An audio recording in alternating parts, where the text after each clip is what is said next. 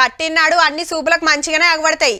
అసలు కథ ఎప్పుడు ఎరకైతుందంటే ఆనాకాలంలో గట్టిగా దంచన అంటే చెత్తేడ గురిసేది, గోడలేడ సిమ్మటిచ్చేది, ఆకిట్ల నీళ్ళేడ నిలిచేది, నీళ్ళు పోతానికి ఏం చేయాలనేది బయటపడుతుంది.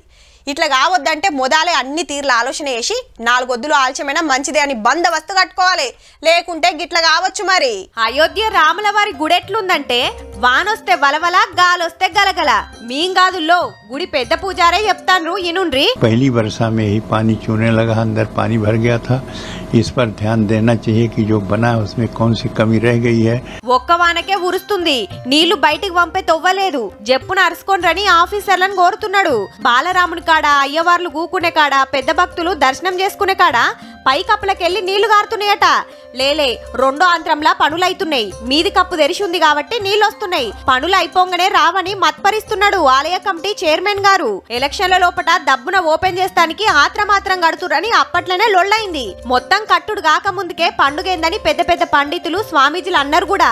అయినా సరే అని 6 నెలల గుడి ఓపెనింగ్ చేస్తే అసలు ఆనకాలం షురు కాక ముందుకే గిట్లున్నది. ఈడనే కాదుల్లో అయోధ్య అంతటా ఇదే కథ. రోడ్లు ఎక్కడ పడితే అక్కడ పొక్కలు పడి కార్లు దిగబడుతున్నాయి. రైల్వే స్టేషన్ కూడా తుపుక్కున కూలింది. ఇక ధర్మశాలలకు మురికి నీళ్లు చేరుతుంటే చిన్న గోస కాదు. ఏ తొవ్వ చూసినా, ఏ గల్లి చూసినా చిత్తడే ఉన్నది.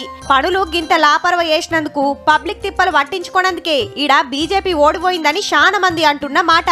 ఇంజనీరింగ్ టెక్నాలజీ వాడి రామయ్యకు సూర్య తిలకం పెట్టే సౌలత చేసిండ్రు గాని వర్ణాభిషేకం అదంతలదే జరుగుతుందన్నట్టు.